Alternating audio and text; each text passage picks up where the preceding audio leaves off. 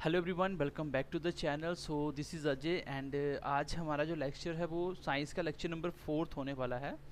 इससे पहले मैंने 3 क्लासेस आपको बता दी, जिसमें मैंने आपको एक ओवरऑल सिलेबस का डिस्कशन किया था और उसके बाद हमने ब्लड चैप्टर स्टार्ट किया था। तो 3 क्लासेस हो चुकी हैं। This one will be the class number 4 and I hope कि आपने पहले 3 क्लास देखे होंगे। और ज़्यादा से ज़्यादा दोस्तों के साथ शेयर कीजिए, ठीक है। अगर वीडियो अच्छा लगे तो लाइक करिए, क्योंकि यही आपका फ़ी है जो हमें चाहिए आपसे, ठीक है। क्योंकि आप लोग जितना ज़्यादा सपोर्ट करते हो उतने हम लोग कोशिश करते हैं कि आपको अच्छे से अच्छे लेक्चर प्रोवाइड किए जाएं और हम आपको complete course free of cost करवा पाएँ। तो ज़्यादा से ज़्यादा दोस्तों के साथ शेयर कीजिए, बस इतना ही प्यार चाहिए आप लोगों का। तो चलिए क्लास को एक बार स्टार्ट करते हैं। तो आज हम लोग कंटिन्यू करेंगे WBC को, तो ये ठीक है। और जैसे कि आपको पता है कि ये क्लास किन किन एग्ज़ाम के लिए इम्पॉर्टेंट है। जितने भी वन डे एग्ज़ाम्स होते हैं जिसमें साइंस का सिलेबस पूछा जाता है, उन सब के लिए ये क्लास इंपॉर्टेंट रहेगी, क्योंकि हम लोग बिल्कुल चीज़ों को डेप्थ में पढ़ते हैं और बिल्कुल क्लियर तरीके से, बेसिक तरीके से पढ़ते हैं, ठीक है। चलिए आज की क्लास को स्टार्ट करते हैं। सबसे पहले हम लोग थोड़ा सा आपको मैं बता दूं, हम लोग WBC कर रहे थे, ठीक है। मैं ज़्यादा रिवाइज नहीं करूँगा। तो WBC के 2-3 पॉइंट इंपॉर्टेंट बता देता हूँ। WBC की फुल फॉर्म होती है वाइट ब्लड सेल्स। ये हमारी बॉडी में क्या काम करते हैं? इन्फेक्शन के अगेंस्ट लड़ने का काम करते हैं। देन इसका ग्रेवियर्ड कहाँ पे है? ग्रेवियर्ड इसका लीवर होता है। But if you talk about the RBC का जो ग्रेवियर्ड है वो स्प्लीन में होता है। स्प्लीन ऑप्शन नहीं है, देन आपको लिवर ही आंसर लगाना पड़ेगा। फिर मैंने बोला था कि एम्ब्रियो कंडीशन में WBC या RBC कहाँ बनते हैं, तो वो कहाँ बनते हैं? वो बनते हैं बच्चे के लीवर के अंदर। कहाँ बनते हैं? लीवर के अंदर। ऐसे तो बोन मैरो फॉर्मेशन होती है, आपकी जो ब्लड का फॉर्मेशन होता है वो बोन मैरो करता है। बट अगर हम बोले एम्ब्रियो कंडीशन की, एम्ब्रियो कंडीशन मतलब जब बच्चा माँ के पेट में होता है तब कहाँ बनता है? तब आपके बनते हैं वो बच्चे का लीवर होता है उसमें बनते हैं, क्योंकि उस टाइम पे तो बोन मैरो नहीं होते हैं ज़्यादा, ठीक है।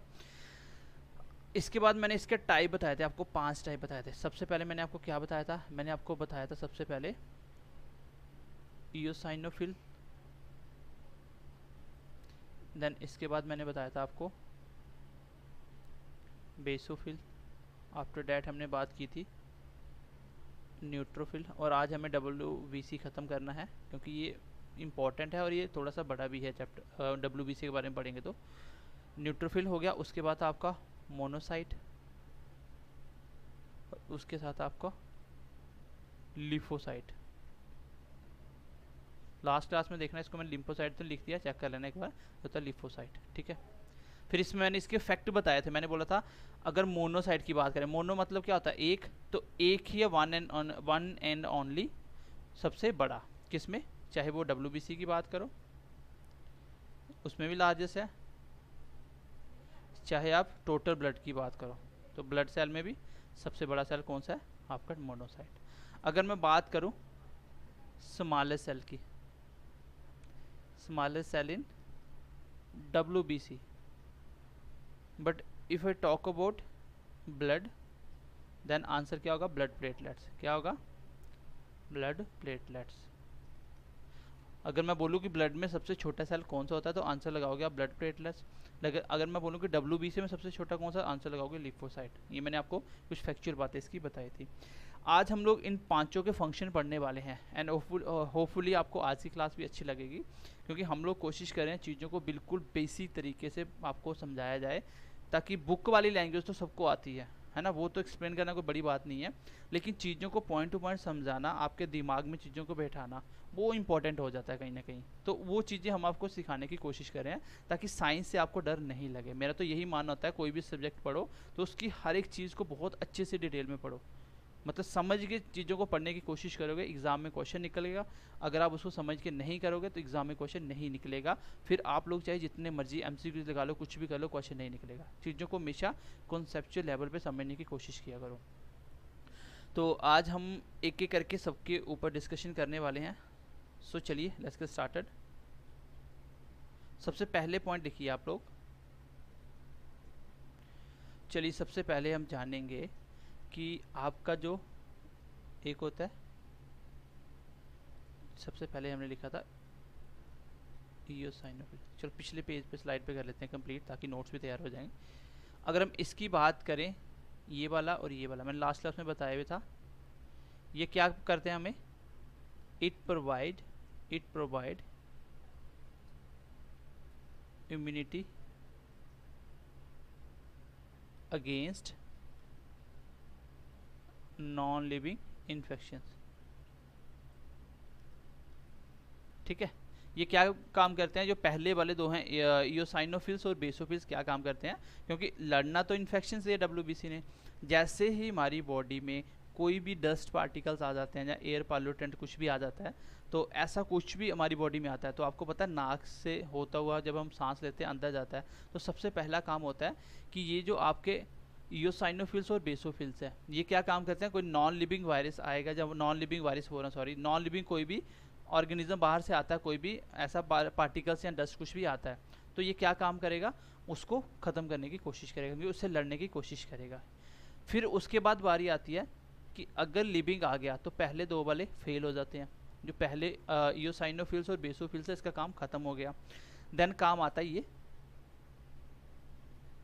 फॉर लिविंग इन्फेक्शन, ऐसे लिख लो, फाइट अगेंस्ट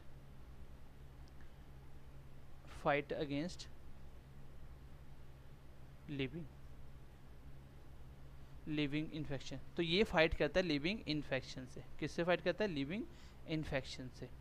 उसके बाद हम बात करें अगर आगे वाले दो, सर इसका काम क्या होता है, देखो इसका काम ये है कि ये भी किससे लड़ता है, लिविंग से करता है। जब आपका ये वाला फेल हो जाता है, इसको भी बोल सकते हो fight against living infections, fight against living infections. ठीक है, दिख रहा है ना आपको। चलिए मैं थोड़ा सा साइड हो जाता हूँ। देखिए पहले वाला क्या काम करता है, तो ये इन्फेक्शन के अगेंस्ट लड़ते हैं, लेकिन कब, जब नॉन लिविंग इन्फेक्शन होगा। जब नॉन लिविंग के बिना लिविंग आ जाए, जैसे वायरस बॉडी में आ जाता है तो वो लिविंग हो जाता है। तो लिविंग होने के बाद काम होता है न्यूट्रोफिल का। उसके बाद न्यूट्रोफिल के साथ साथ ये दोनों भी लिविंग पे ही काम करता है, लेकिन ये फेल हो जाता है जब फिर इसका काम होता है। ये लास्ट वाले दो बहुत ही इंपॉर्टेंट है। ठीक है, चलिए सबसे पहले देखते हो ईओसाइनोफिल्स और बेसोफिल्स कैसे काम करते हैं। देखो चलो एक ही करके फंक्शन पढ़ते हैं। सबसे पहले आपको लिखना है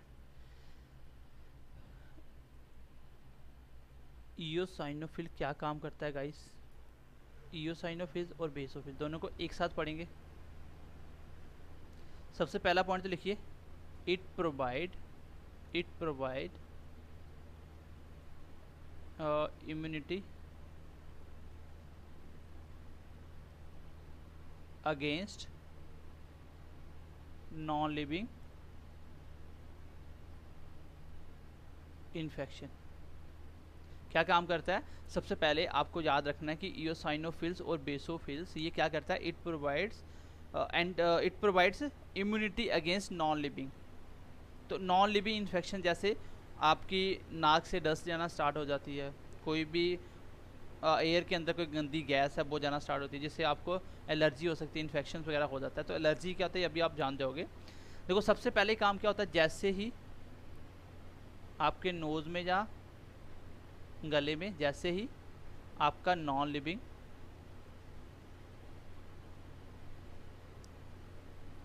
इन्फेक्शन क्या करेगा, एंटर करेगा, तो सबसे पहला काम होगा बेसोफिल का। ठीक है, बेसोफिल क्या करेगा, ये एक्टिवेट हो जाएगा and identify the infection.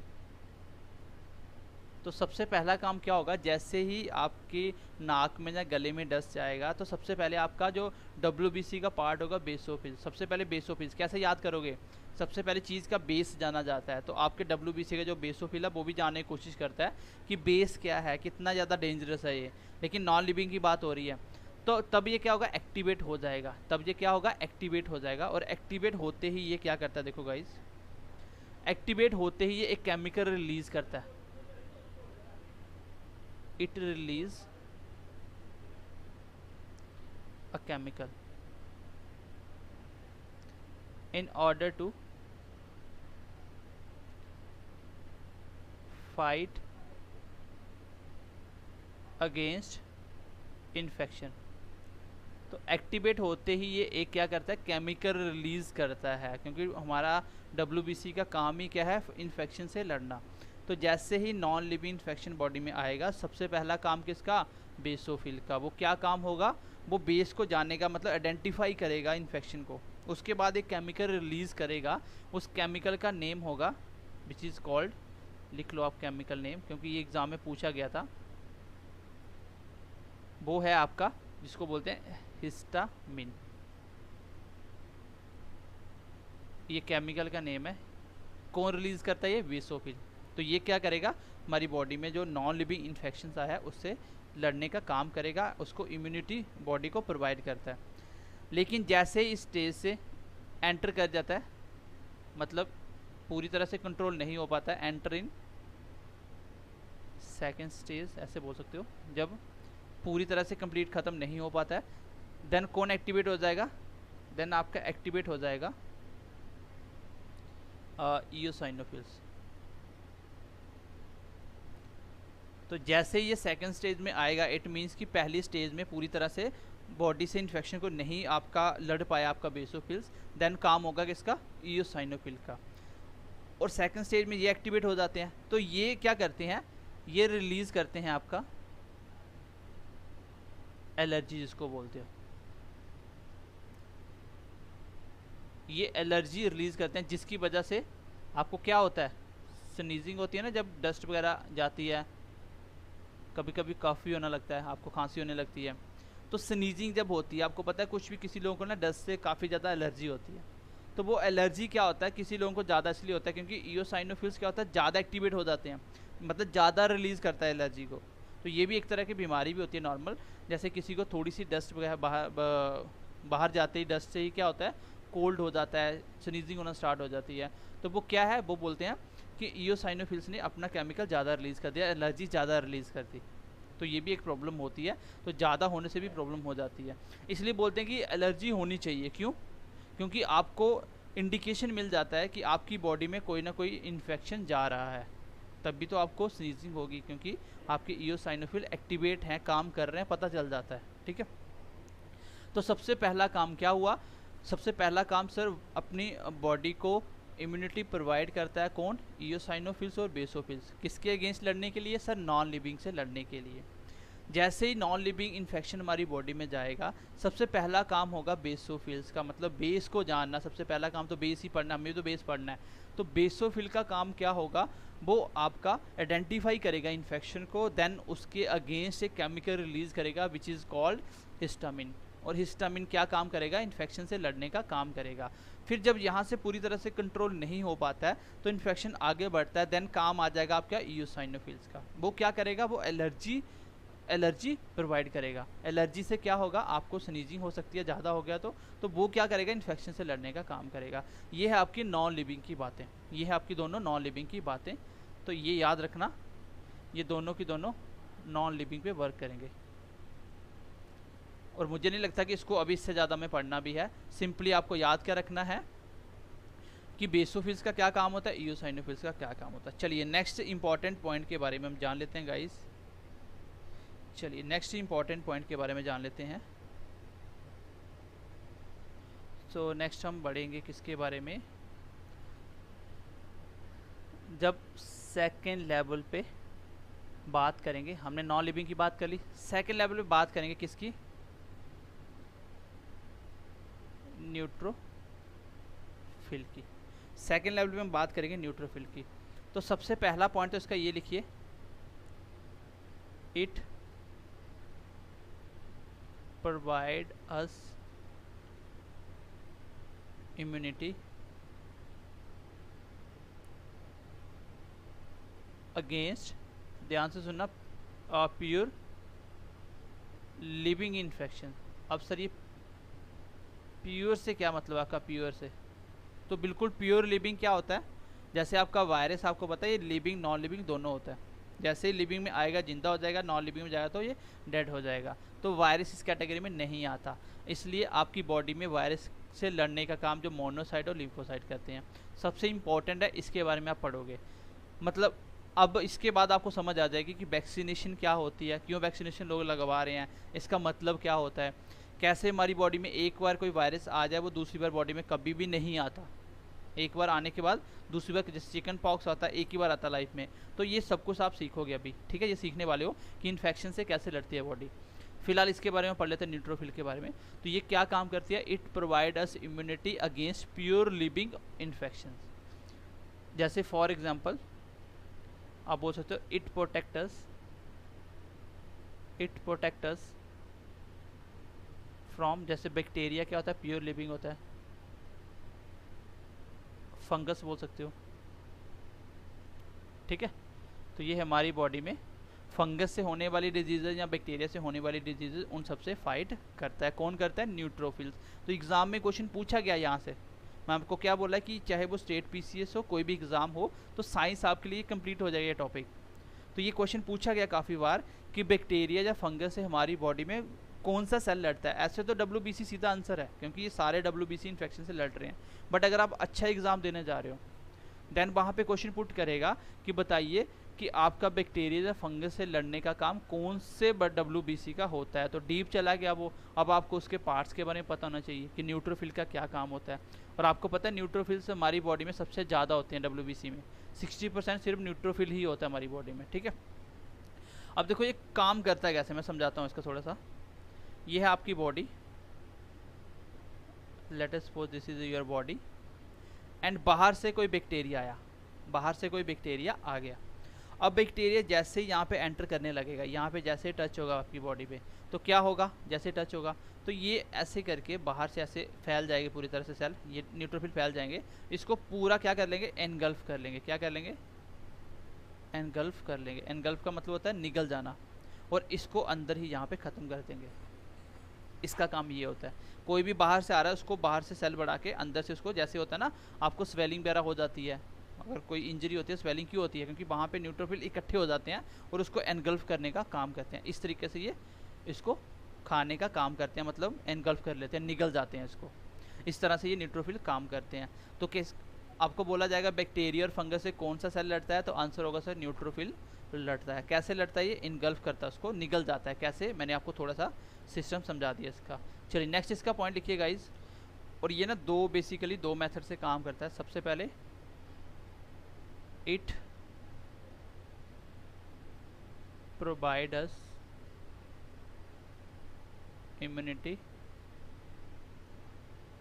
Through cell eating. Cell जो बाहर से आ रहा है, सेल ईटिंग, उसको ईटिंग करने का काम करते हैं, जिसको हम लोग जनरली क्या बोल देते हैं, देखो उसको हम जनरली बोल देते हैं फेगोसाइटोसिस।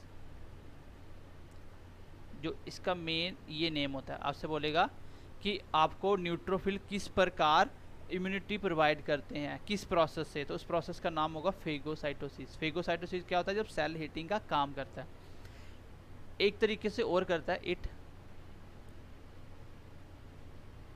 प्रोवाइड अस इम्यूनिटी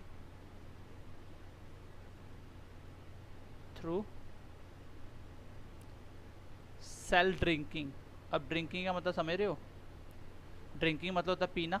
तो क्या हो सकता है, एक तो बाहर से सॉलिड टाइप का बैक्टीरिया आ सकता है और प्लस लिक्विड पार्ट को, और इस लिक्विड पार्ट को जब एनगल्फ करता है तो इसको बोलते हैं ऑटो डिस्ट्रॉय, मतलब अपने आप इसको ख़त्म करना। तो इस लिक्विड पार्ट को ख़त्म करने के लिए तो उसको बोलते हैं सेल ड्रिंकिंग। इसको डिस्ट्रॉय कौन करता है, न्यूट्रोफिल करता है बाय सेल ड्रिंकिंग मेथड से, सेल ड्रिंकिंग प्रोसेस से। और इसी सेल ड्रिंकिंग प्रोसेस का जो केमिकल नेम है, क्योंकि आप लोग साइंस पढ़ रहे हो तो केमिकल नेम सबके पता होने चाहिए। क्या केमिकल नेम है इसका, देखो उसको लिखो आप, मैं पेन का कलर चेंज कर लेता हूँ। इसको बोलते हैं पिनोसाइटोसिस। अब याद कैसे रखोगे, तो बिल्कुल याद हो जाएगा, क्योंकि ड्रिंक पानी क्या करते हैं, पीते हैं ना। तो यहाँ पे देखो क्या लगा हुआ है, पीनो का मतलब पानी है ना, पाइनोसाइटोसिस भी बोल सकते हो, पानी, पानी के रिलेटेड आवाज़ भी आ रही है पाइनोसाइटोसिस। तो बेसिकली सेल ड्रिंकिंग किस प्रोसेस का नाम होता है, आपका आंसर होगा सर न्यूट्रोफिल किस किस प्रोसेस से हमारी बॉडी में इन्फेक्शन से लड़ता है, तो वो किस किस प्रोसेस से लड़ता है, वो हमारी बॉडी को इम्यूनिटी प्रोवाइड करता है किस प्रोसेस से, पहला होगा सर फेगोसाइटोसिस और दूसरा होगा सर पाइनोसाइटोसिस। तो ड्रिंकिंग बोलेगा, ड्रिंकिंग सेल किसका मतलब, उसका दूसरा नाम क्या होता है, तो इसका आंसर होगा पाइनोसाइटोसिस, पानी मतलब पीना, ठीक है। तो अब आप मेन दोनों का कंक्लूजन ये लिख सकते हो, इट प्रोवाइड अस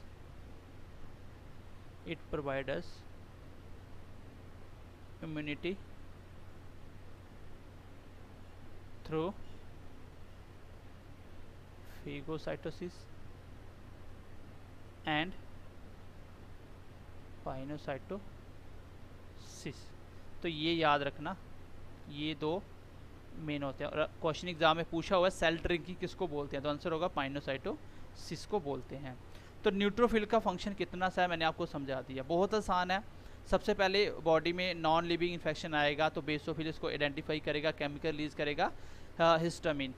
उसके बाद जब आगे जाएगा तो नॉन लिविंग के आगे जाएगा तो काम करेगा इयोसाइनोफिल्स, वो क्या प्रोवाइड करेगा आपकी बॉडी को, इम्यूनिटी किसके थ्रू, एलर्जी प्रोवाइड रिलीज करेगा। तो ठीक है, एलर्जी जिससे आपको स्नीजिंग वगैरह कभी कभी हो जाती है अगर ज़्यादा सेंसिटिव हो जाएगी तो। इसके बाद बारी आती है सर लिविंग की। लिविंग मैंने बताया तीसरे नंबर पे आएगा कौन, न्यूट्रोफिल, जो दूसरे लेवल की बात होगी। जैसे प्योर लिविंग की बात कर रहा हूँ, प्योर लिविंग में कौन आता है, फंगस आता है, प्रोटोजोआ आता है, जैसे बैक्टीरिया वगैरह आता है, ठीक है।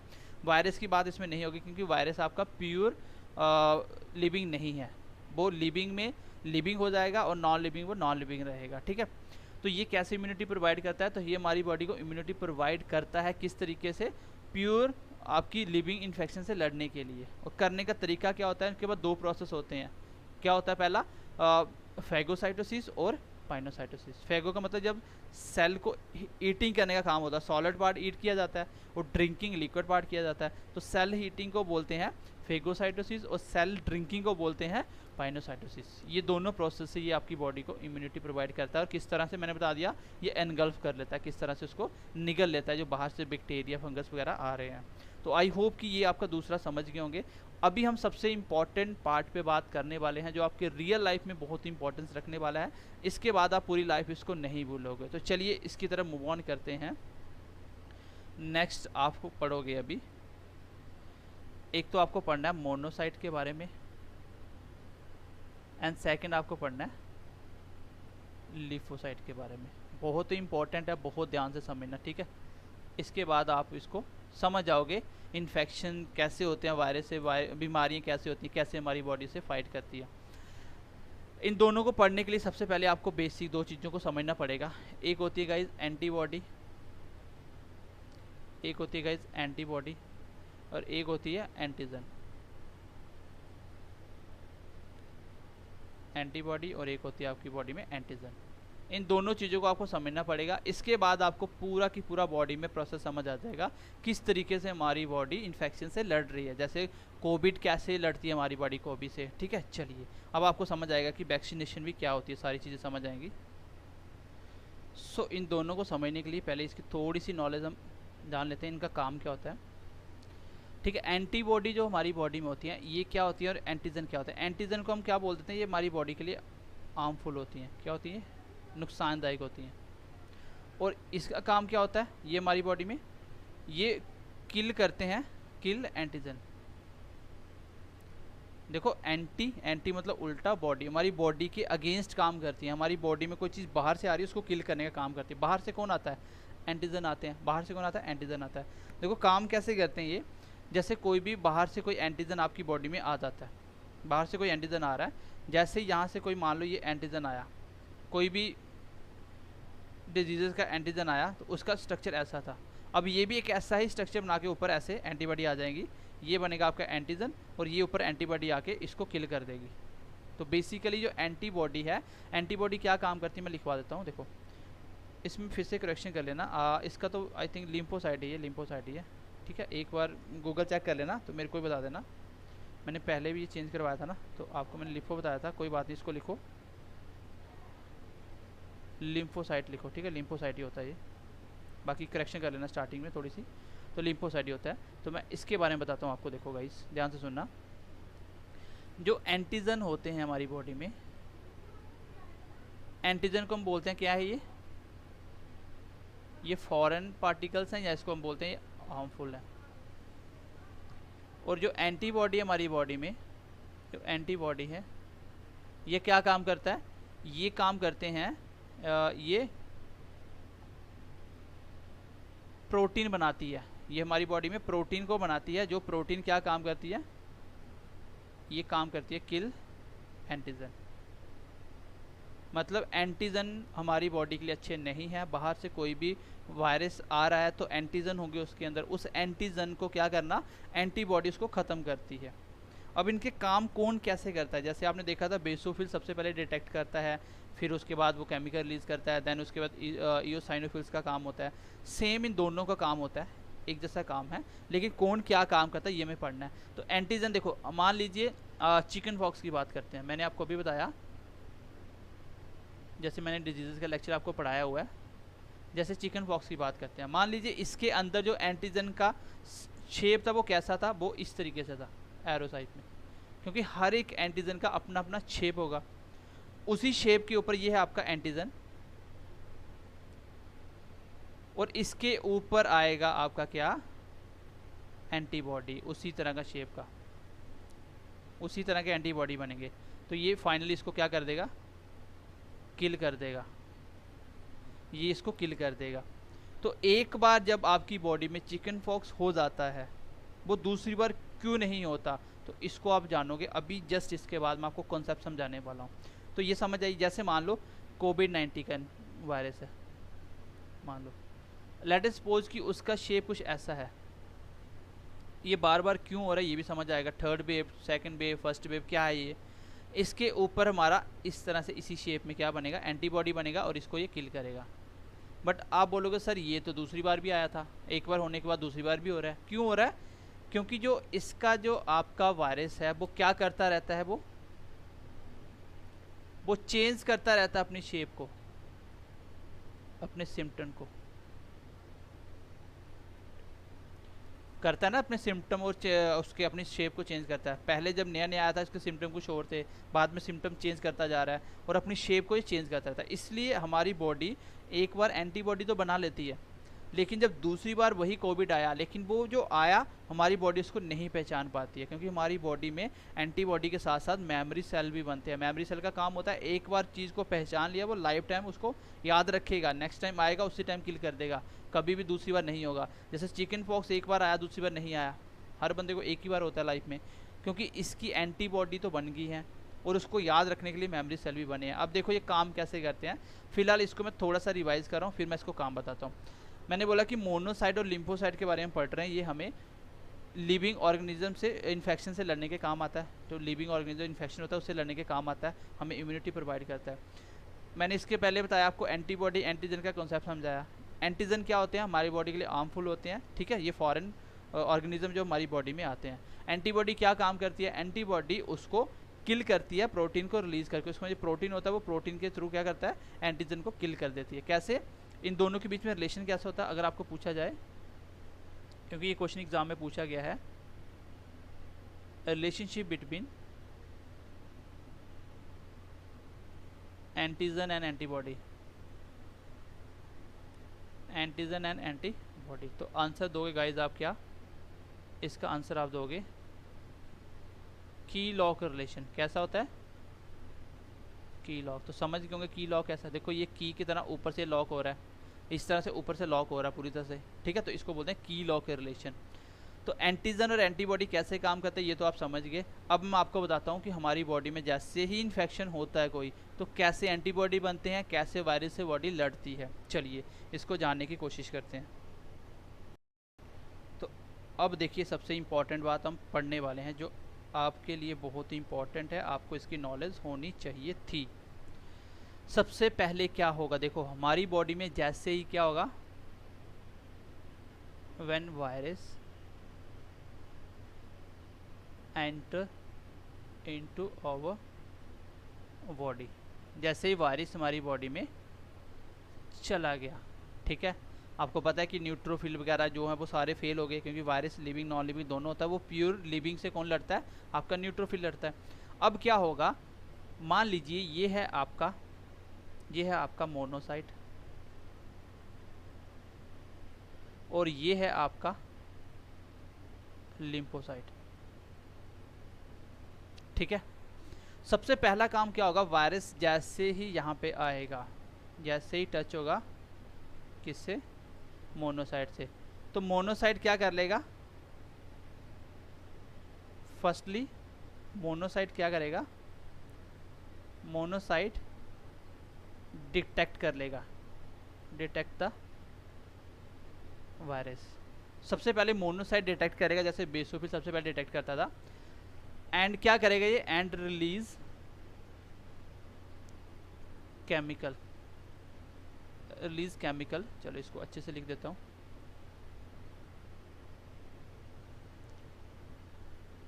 केमिकल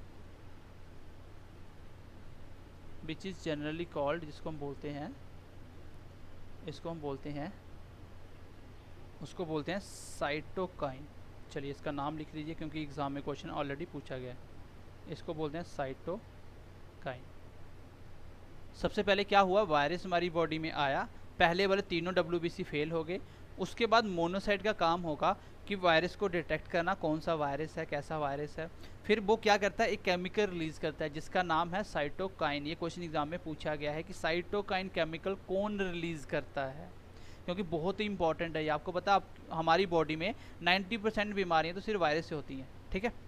अब ये साइटोकाइन का काम क्या होगा, ये जैसे ही रीच करेगा अपना, रीच एट लिम्फोसाइट, जैसे ही ये लिम्फोसाइट WBC के पास पहुंचेगा, देन ये क्या हो जाएंगे, ये आपके एक्टिवेट हो जाएंगे, एक्टिवेट हो जाएगा, लिम्फोसाइट क्या होगा, एक्टिवेट हो जाएगा। एंड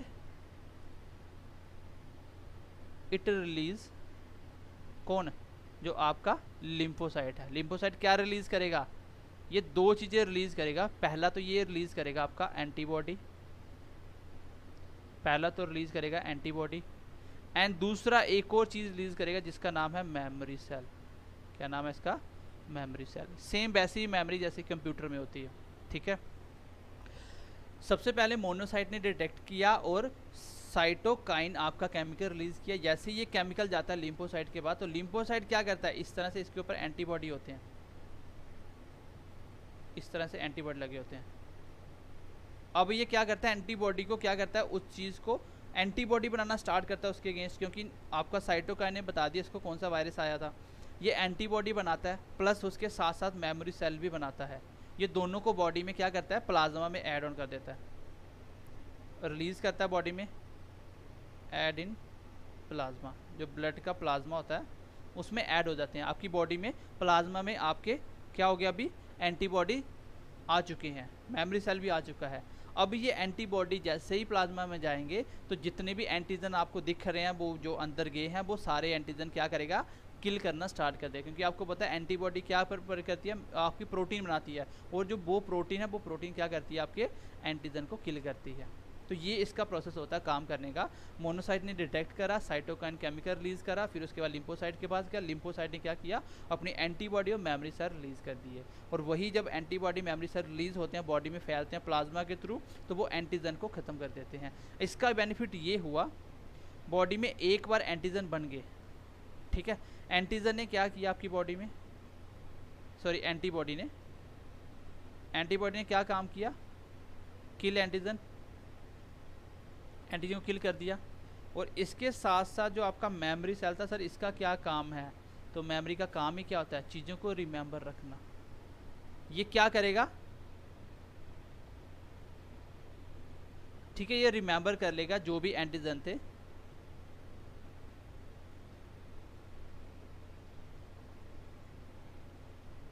पूरी लाइफ के लिए ये याद कर लेगा। इसलिए चिकन पॉक्स जब एक बार होता है दूसरी बार नहीं होगा। क्यों, क्योंकि मेमोरी सेल ने एंटीबॉडी तो बने थे, लेकिन मेमोरी सेल ने क्या किया, एक बार उसको पहचान लिया, एक बार क्या किया, उसको पहचान लिया। जैसे ही उसको पहचान लिया, अब दूसरी बार जैसे ही आएगा तो एंटीबॉडी पहले ही ये बता देगा एंटीबॉडी को कि ये वाला वायरस दोबारा से आ रहा है। तो अब बॉडी को एंटीबॉडी बनाने की ज़रूरत नहीं है, ऑलरेडी एंटीबॉडी है, उसकी मेमोरी सेल में पहचान है, तो वो आने से पहले इसको ख़त्म कर देगा, बॉडी में कोई भी आपको इफेक्ट नहीं होगा। इसलिए चिकन पॉक्स दुनिया में एक ही बार होता है एक बंदे को, ठीक है, और कभी कभी किसी को नहीं भी होता, लेकिन जब एक बार हो जाएगा दूसरी बार नहीं होगा। बट कोविड का केस और है, कोविड का केस क्या है, कोविड अपना शेप और सिम्टम चेंज करता जा रहा है, उसकी शेप के लिए बार बार एंटीबॉडी बन रहे हैं, ठीक है, बस यही होता है इसका मेन काम करने का तरीका। तो आपने देखा कि मोनोसाइट ने क्या काम किया, तो क्वेश्चन ऐसे आएगा कि मोनोसाइट क्या करता है, आपका काम होगा सर ये आपके वायरस को डिटेक्ट करता है, देन एक केमिकल रिलीज करता है, इस केमिकल का नाम है साइटोकाइन, याद रखना है इसको। लिम्फोसाइट क्या करता है सर, एंटीबॉडी रिलीज करता है प्लस मेमोरी सेल रिलीज करता है। एक एक पॉइंट पूछा गया एग्जाम में कि बॉडी में एंटीबॉडी बनाने का काम कौन करता है, तो ये काम हो गया। और जैसे ही प्लाज्मा में जाके वो एंटीजन को किल करता है, और मेमोरी सेल का फ़ायदा क्या हो ये आप समझ चुके हो, ठीक है। चलिए नेक्स्ट कुछ पॉइंटों की बात कर लेते हैं, इंपॉर्टेंट पॉइंट, उसके बाद क्लास को भी ख़त्म करते हैं। चलिए इंपॉर्टेंट चीज़ जान लीजिए अपनी, कोरोना के रिलेटेड ही है कि वैक्सीनेशन क्या होता है। वैक्सीनेशन क्या होता है सर, क्या वैक्सीनेशन और मेडिसिन एक ही चीज़ है, तो आंसर होगा सर नो। क्यों, वैक्सीनेशन क्या है और मेडिसिन क्या है। मेडिसिन तो सिंपली जो आप दवाइयाँ वगैरह खाते हैं मेडिसिन है, लेकिन वैक्सीनेशन क्या है, देखो अभी आपको मैं थोड़ा सा इसका आइडिया देता हूँ कि वैक्सीनेशन क्यों ज़रूरी होती है और वैक्सीनेशन का मतलब क्या है, ठीक है। अगर वैक्सीनेशन सही है तो वैक्सीनेशन ज़रूरी होती है। सबसे पहले तो आपको ये याद रखना है कि वैक्सीन का फादर किसको बोला गया। स्मॉल पॉक्स की सबसे पहले वैक्सीन निकली थी जिसका नाम था एडवर्ड जेनर, इसको बोलते हैं फादर ऑफ वैक्सीन। सबसे पहली वैक्सीन किसने बनाई थी, एडवर्ड जेनर ने। एडवर्ड जेनर, इसी को क्या बोलते हैं, फादर ऑफ इम्यूनोलॉजी, क्योंकि इम्यून सिस्टम को स्ट्रॉन्ग करना मेनली। तो WBC का काम है यही कि बॉडी में इम्यूनिटी को बढ़ाना। तो वैक्सीन का सबसे पहले बनाने का काम किया था आपके एडवर्ड जेनर ने, जिसको फादर ऑफ वैक्सीनेशन बोला जाता है, फादर ऑफ वैक्सीन बोला जाता है और फादर ऑफ इम्यूनोलॉजी भी बोला जाता है। अब बेसिकली इसका मेन फंक्शन कैसे काम करता है, देखो बहुत ध्यान से समझना, आपके लिए बहुत ही इंपॉर्टेंट है। अब कोरोना के बारे में भी आपको समझ आना स्टार्ट हो जाएगा कि वैक्सीन क्या होती है, ठीक है। देखो चलिए इसका प्रोसेस समझ लेते हैं, ये काम कैसे करता है। सबसे पहले क्या होता है, आपकी बॉडी में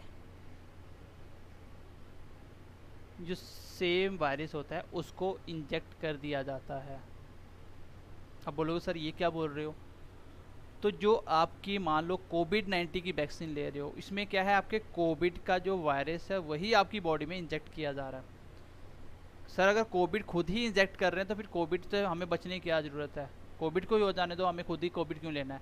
तो देखो इसका मैं बताता हूँ कि वो आपकी बॉडी में, पहली बात तो ये समझ आई कि सर सेम वायरस वही इंजेक्ट किया जाता है, यही होती है वैक्सीन। मेडिसिन वो नहीं होती, मेडिसिन एंटीबॉडी की तरह काम करती है, लेकिन वैक्सीन में सेम वही वायरस डाला जाता है। अब ये काम कैसे करता है, हाउ इट इज़ वर्क, तो ये काम कैसे करता है देखो समझने की कोशिश करना। सबसे पहले क्या करते हैं साइंटिस्ट, मान लो आपका कोविड का वायरस पकड़ा, इसमें से क्या किया, एक डिटेक्ट किया हमने, डिटेक्ट प्रोटीन, वायरस को पकड़ा, जैसे कोविड-19 का वायरस पकड़ा, उसमें से उसकी प्रोटीन को डिटेक्ट किया कि कौन सी प्रोटीन है, और ये प्रोटीन क्या काम करती है, ये क्या काम करती है, विच एक्टिवेट वायरस इन बॉडी। और ये जो प्रोटीन होती है यही तो है जो वायरस को बॉडी के अंदर जाते ही एक्टिवेट कर देती है। आपको पता है वायरस बाहर नॉन लिविंग था, बॉडी में जाते लिविंग हो जाएगा, क्योंकि ये दोनों होते हैं, लिविंग नॉन लिविंग होता है। तो अब बाहर तो नॉन लिविंग था, जैसे ही बॉडी में जाएगा लिविंग हो जाएगा। और लिविंग कैसे हो रहा है, वो हो रहा है आपका प्रोटीन की वजह से। तो साइंटिस्ट क्या काम करते हैं, इस प्रोटीन को डिटेक्ट करके क्या करते हैं, इसको करते हैं रिमूव। क्या काम करते हैं, इसको करते हैं रिमूव करने का काम। और इसके बदले में सो इंस्टेड ऑफ दैट क्या करते हैं, ऐड करते हैं सम केमिकल्स, ठीक है, एंड वायरस, वही वायरस जो आपका बॉडी में इंजेक्ट करना है। तो यही क्या किया, एक केमिकल उन लोगों ने ऐड कर दिया। अब ये केमिकल वगैरह क्या काम करता है, अपना प्रोटीन जो भी उसने सब कुछ अपना ऐड कर दिया। अब क्या होगा, अब इसको ऐड करने के बाद जो वायरस है it will not activate in our body. तो यही तो हमारा मेन काम था। बट ऐसा हम क्यों कर रहे हैं, हम इसलिए कर रहे हैं क्योंकि जैसे ही बॉडी में हमने वैक्सीन इंजेक्ट करा, बॉडी में क्या किया, जाके उसने एक्टिवेट तो होना नहीं है क्योंकि हमने प्रोटीन रिमूव कर दिया वैक्सीन से। उसमें जो हमने केमिकल्स वगैरह, जो वायरस है वो जब बॉडी में जाएगा तो वो जो केमिकल होगा ये क्या काम करेगा, ये क्या काम करेगा, इट वर्क्स एज साइटोकाइन। जैसे साइटोकाइन केमिकल था वो क्या काम कर रहा था, वो लिम्फोसाइट को एक्टिवेट कर रहा था, तो ये भी क्या करेगा, लिम्फोसाइट को एक्टिवेट करेगा, लिम्फोसाइट को एक्टिवेट करेगा। और जैसे ही लिम्फोसाइट एक्टिवेट हुआ, अपने हिसाब से लिखते जाना point two point, lymphocyte activate होगा तो ये क्या काम करेगा आपका लिम्फोसाइट, तो ये मुझे बताने की ज़रूरत है ही नहीं आपको। ये आपकी बॉडी में फ्री एंटीबॉडी बनाएगा, क्या करेगा, फ्री एंटीबॉडी बनाएगा और मेमोरी सेल बनाएगा। यही तो मेन काम था हमारी बॉडी में वैक्सीन को इंजेक्ट करने का। हम चाहते थे कि पहले ही मेमोरी सेल बन जाए, इवन कि वायरस नहीं आया था, हमने क्या किया, उससे पहले ही एक नॉन लिविंग वायरस डाल दिया जो बॉडी में एक्टिवेट ही नहीं हुआ। बट हमारा मेन काम क्या था, हमें मेमोरी सेल बनाने थे, फ्री एंटीबॉडी बनाने थे। अब हमारी बॉडी में मेमोरी सेल ऑलरेडी बन चुका है उस वायरस का। जैसे ही कोविड होगा तो वो मेमोरी सेल पहले ही जान जाएगा कि ये वो वाला वायरस है, उसको पहले ही वो डिटेक्ट करके ख़त्म कर देगा। बॉडी पे आपके कोरोना का कुछ भी फ़र्क नहीं पड़ेगा। क्यों? क्योंकि मेमोरी सेल बन चुके हैं, आपकी बॉडी को पता चल चुका है कि ये वायरस हमारी बॉडी में आना है। उसने पहले ही मतलब बोल सकते हो कि गार्ड खड़े कर लिए हैं, जिसकी वजह से आपको अभी कोविड नहीं होगा। तो मेन ये काम होता है आपके वैक्सीन का। तो वैक्सीन कैसे याद रखोगे सर, वैक्सीन का काम है कि बॉडी में वैक्सीन सेम वायरस देना, उस वायरस में से प्रोटीन को निकाल के अपना केमिकल वायरस वगैरह जो भी प्रोटीन डाल देना। वो क्या काम करेगा, बॉडी में जाके एक्टिवेट तो नहीं होगा, बट हाँ लिम्फोसाइट को एक्टिवेट करेगा, जिससे आपकी एंटीबॉडी और मेमोरी सेल बन जाएगा। एक बार मेमोरी सेल बन गया देन दूसरी बार वायरस नहीं होगा, ये भी आपको पता है। तो ये है बेसिकली वायरस का काम। तो ये कब तक रहती हैं सर, ये जो मेमोरी सेल कब तक रहता है आपको पता है, ये लाइफ टाइम रहता है, मैंने पहले ही बता दिया था। ये लाइफ टाइम तक रहेगा जब तक आपकी लाइफ है। मतलब नॉर्मली 85 प्लस इसकी एज होती है, तो इतनी ही लाइफ होती है, तो इसको आप बोल सकते हो लाइफ टाइम ये रहेगा। तो इस तरह से वैक्सीन काम करती है।